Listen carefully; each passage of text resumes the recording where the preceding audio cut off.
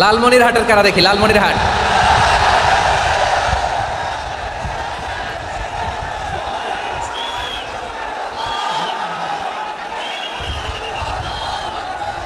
আজ রংপুর বিভাগের আমাদের একটা জেলাতে প্রোগ্রাম হচ্ছে এখানে। এক্স্যাক্টলি আজকের এই দিনে এই মুহূর্তে এখন আমাদের সকলের প্রিয় ডক্টর মিজানুর রহমান আজদারি হুজুরের মাহফিল রংপুরের লালমনিরহাটে। ঠিক আছে না কথাটা?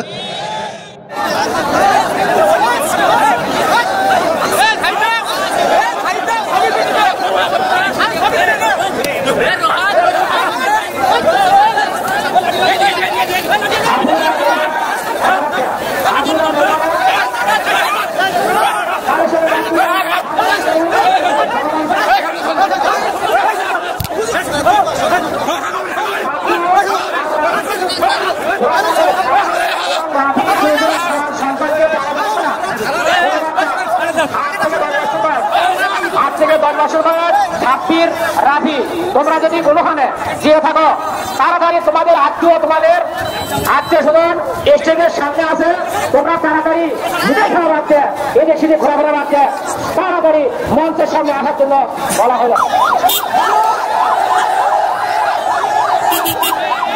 বিসমিল্লাহির রহমানির রহিম। অভিনন্দন হাফেজা মাদ্রাসার নাম বলতেন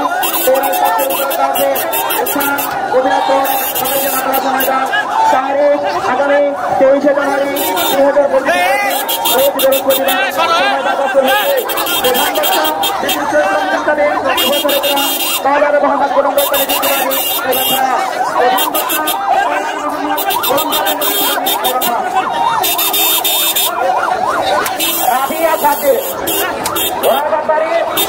তোমরা যেখানে থাকো না কেন রাফি খাদ্যের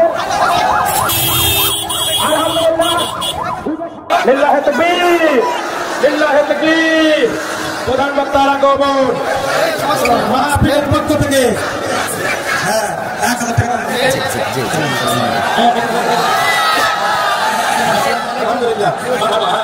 লালমনিরহাটের আজকে আজহারি হুজুরের মাহফিল এবং আমাদের আজকের এই মাহফিল, এখানে যুবকদের যেই জনস্রোত, এটাই প্রমাণ করছে আগামীর বাংলাদেশ হবে ইসলামের বাংলাদেশ। আর যারা গততে ইসলামকে রুখে দেওয়ার চেষ্টা করেছে তারা যেমন নির্বংশ হয়ে গিয়েছে, আগামীতে যারা ইসলাম বিদ্বেষের শক্তি হয়ে কাজ করবে, ইসলাম বিরোধী শক্তি হয়ে কাজ করবে, ইসলামকে নিয়ে বিদ্বেষ পোষণ করবে, তারাও দিল্লি ভাগতে বাধ্য হবে। আমি খুব নম্র ভাষায়, ভদ্র ভাষায় কয়েকটা কথা বলতে চাই। আজকে দিনের বেলায় আজহারি হুজুরের মাহফিল লালমনিরহাটের কয়েকটা মাঠ মিলে বিশাল মাহফিল। কোনো মাঠে কোনো জায়গা নাই, হাজার হাজার যুবক দিয়ে, মা বোন দিয়ে সব প্যান্ডেল, স্টেডিয়ামটাও ভরপুর হয়ে গেছে। আমি শুধু একটা কথাই বলবো, ইসলামকে যত বেশি আপনি দমন করতে চাইবেন, ইসলাম তত বেশি ফুলে ফেপে সামনের দিকে এগিয়ে যাবে। আজহারি সাহেবকে নিয়ে অনেকে দেখলাম অনেক নতুন করে চুলকানি শুরু হয়েছে, অনেকে অনেক বাজে কথা বলা ট্রাই করছেন, লাভ নাই, খাওয়া নাই, খাওয়া নাই। আপনি যতই বলেন, এটা আপনাকে মানতে হবে যে Azhari is a brand of Bangladesh. আজহারির মতো জনপ্রিয় আলোচক, ইসলামিক লেকচারার পৃথিবীর কোথাও নাই। আমি প্রমাণ দিচ্ছি। আপনি যার নামই বলেন, বাংলাদেশ সহ পৃথিবীর যত দেশ আছে, এমন কোনো আলোচক পৃথিবীতে জন্ম নেয় নাই যে আলোচক কোথাও ওয়াচ করবে আর সেখানে 20 লক্ষ মানুষ জমা হয়ে যাবে, এমন পৃথিবীর কোথাও নাই। Azhari is the only one person, সে যেখানেই যায় 10 লক্ষ 20 লক্ষ মানুষ ইসলামের ভালোবাসা এক জায়গায় জমা হয়ে যায়। We proud of it. এটা নিয়ে আমরা গৌরব করি, আমাদের অহংকারের জায়গা, আমাদের গৌরবের জায়গা, এটাই ইসলাম। ইসলাম এত সুন্দর, যদি এটাকে কেউ রিপ্রেজেন্ট করতে পারে to the better way, to the best way, আমার বিশ্বাস একজন মানুষ ইসলামকে রিপ্রেজেন্ট করবে, তার কথা শুনে হাজার হাজার বিধর্মী কালেমা পড়ে মুসলমান হয়ে যাবে। আল্লামা দেলোয়ার হোসেন সাইদি হুজুর, নাম তো শুনছেন? এত আস্তে কেন, নাম শুনছেন আপনারা সবাই? আমি দোয়া করি আল্লাহ হুজুরকে জান্নাতুল ফেরদাউসের উঁচু মাকাম নসিব করুক, পড়েন সবাই আমিন। আমার মনে হয় এই যে আমরা বলি আপনি একজনকে মেরে ফেলবেন, একজনকে হত্যা করবেন, আল্লাহ আরেকজনকে তৈরি করে দিবে। আপনার আল্লামা দেলোয়ার হোসেন সাইদি হুজুরকে মিথ্যা রাজাকারের ট্যাগ দিয়ে জেলের মধ্যে পচিয়ে নির্বিচারে ইনজেকশন পুশ করে হত্যা করেছেন। আল্লাহ বলছে তোমরা একজনকে হত্যা করলে কি হবে, আমি তার পরিবর্তে হাজার হাজার আজহারি বাংলার মাটিতে পয়দা করে দেব। রুখে দেওয়ার সাধ্য কারো নাই। আমাদের সকলের প্রিয় আল্লামা একটা কথা বলতেন, যারা তোমরা আমাদেরকে মৌলবাদী বলে ট্যাগ দিয়ে গালাগালি করো, আমরা চুল পরিমাণ এই কথায় রাগ করি না। কেন করি না? ঠান্ডা ভাষায় বলছি, কোনো লাউড অ্যান্ড শাউট ছাড়া বুঝে শুনবেন। দেলোয়ার হোসেন সাইদি হুজুর বলতেন, মৌল শব্দ আসছে মূল থেকে। কি থেকে? এটা গাইবান্ধার সাউন্ড হইল না। কি থেকে? মূল থেকে। মূল মানে হচ্ছে কোরআন, মূল মানে হলো হাদিস, মূল মানে হচ্ছে আল্লাহ তাআলা, মূল মানে হচ্ছে হিজ লাস্ট মেসেঞ্জার মুহাম্মদ সাল্লাল্লাহু আলাইহি ওয়াসাল্লাম। তো উনি বলতেন, যারা আমাদেরকে মৌলবাদী বলে গালি দাও, আমরা হলাম মূলবাদী আর তোমরা সবাই আগাবাদী। এবার গায়েবান্ধার যুবকেরা, মুরব্বী আব্বা জানেরা, সিংহের মতো গর্জন দিয়ে আমাকে আনসার করবেন জোরে। গাছের আগায় শক্তি বেশি হয় না গোড়ায় শক্তি বেশি হয়? উনি বলতেন, তোমরা থাকো গাছের আগায়, চুপচাপ ঝাপটি মেরে বসে থাকো, মারামারি বেশি কইরো না, জুলুমবাজির রাজনীতি কইরো না, আলেমদেরকে ধরে জেলখানায় বন্দী করো না। যদি এরকম জুলুম করতেই থাকো, একটা সময় আসবে এই দেশের 16 কোটি মানুষ গাছের গোড়ায় ধরে একটা ঝাঁকুনি দিবে, ঝাঁকুনির ঠেলায় তোমরা মামুর বাড়ি দিল্লি গিয়ে পড়বা। দিল্লি গিয়েই তারা পড়েছে।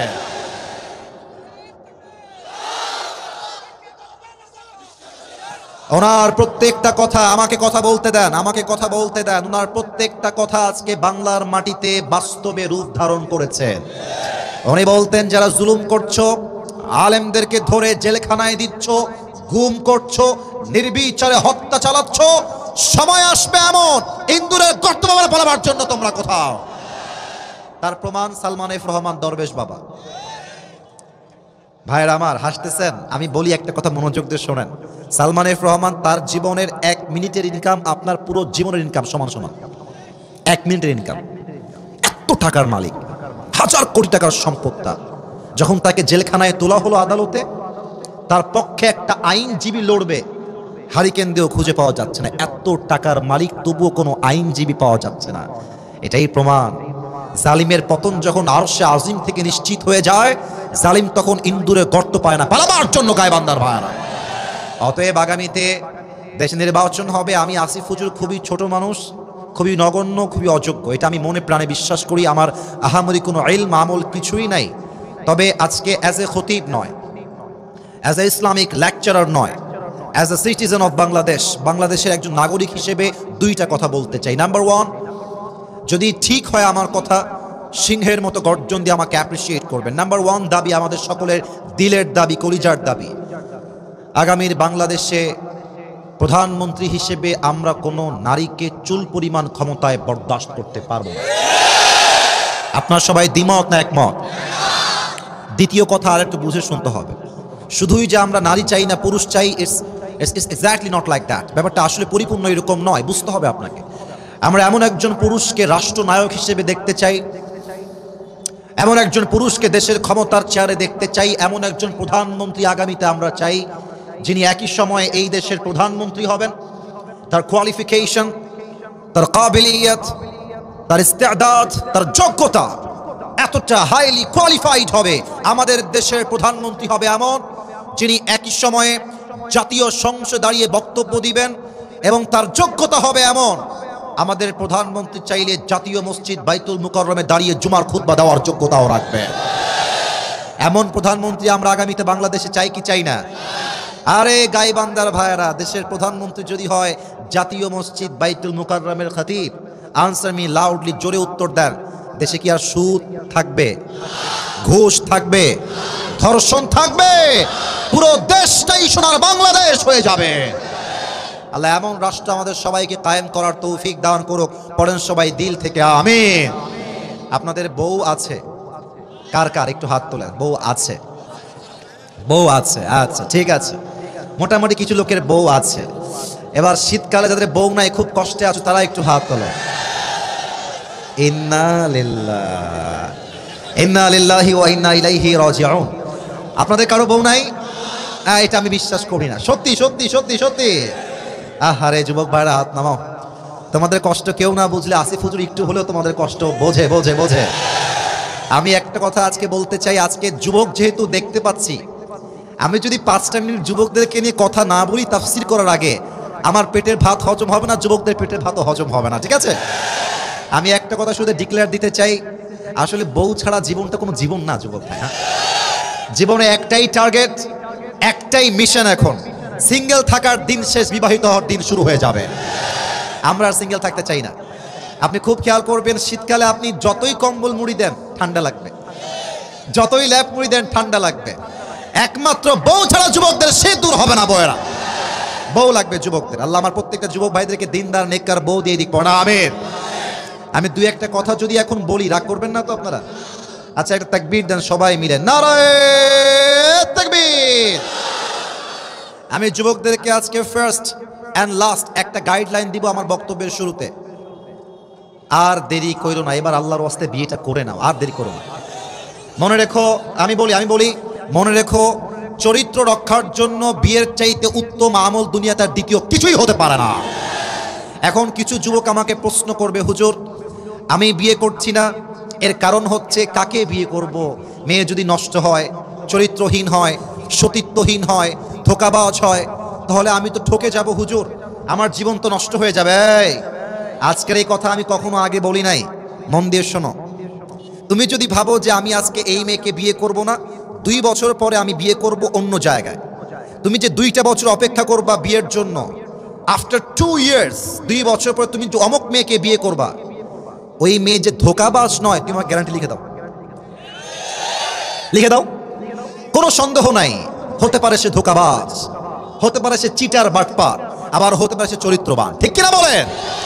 তো এখন তুমি দেখো, তুমি যদি এখন বিয়ে করো অথবা পরে বিয়ে করো, তুমি জিততেও পারো, ঠকতেও পারো, 2টার সম্ভাবনা আজীবন থাকবে। কিন্তু একটু বুঝে শোনো, তুমি যদি 2টা বছর বিয়েকে আটকে দাও, 1টা বছর বিয়েকে আটকে দাও, শুধুমাত্র ধোঁকা খাওয়ার ভয়, শুধুমাত্র নষ্ট মেয়ে বিয়ে করবা কিনা সেই ভয়ে, বেটা তুমি যে 2টা বছর বিয়ে ছাড়া থাকলা, তোমার চোখের যে গুনাহ হলো, তোমার যৌবনের যে গুনাহ হলো, তুমি যে পর্নোগ্রাফি দেখলা, হিন্দি গান দেখলা, রাস্তায় গায়রে মাহরামকে চোখ তুলে দেখলা, এটার বিচার তোমার কে করবে বলো? বলো, এটার তো বিচার বড্ড ভয়ঙ্কর হবে।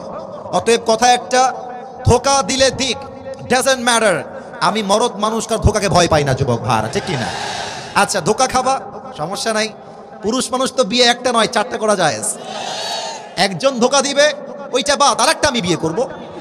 যতদিন বেঁচে আছি ভালো মেয়ে না পাওয়া পর্যন্ত আমি স্থির হব না, ঠিক কিনা বলেন? অনেকের মাইন্ডে লাগবে কথা শুনতে, বাট কথা এটাই বাস্তব। মনে রাখবেন, ধোঁকা একজন সৌভাগ্য মানুষই খায়, ধোঁকা একজন যার কপাল ভালো সে খায়। কারণ ধোঁকা হচ্ছে আল্লাহর পক্ষ থেকে বিশাল বড় নিয়ামত। এই জন্য, কারণ ধোঁকার দ্বারাই আমরা বুঝতে পারি একমাত্র আল্লাহ ছাড়া আমাকে ভালো আর কেউ বাঁচতে পারে না। আমার রবি আমার প্রকৃত বন্ধু, আমার রবি হচ্ছে আমার আসল কাছের সত্তা। অতএব ধোঁকা খেয়ে যাব, মেয়ে খারাপ হবে, না না না এখন বিয়ে করবো না, আরো সময়, আরো 2 বছর, আরো 1 মাস। বেটা যত সিঙ্গেল থাকবা হায়াত নষ্ট হবে, তোমার এনজয়মেন্ট নষ্ট হয়ে যাবে যুবক ভাইরা, ঠিক কিনা?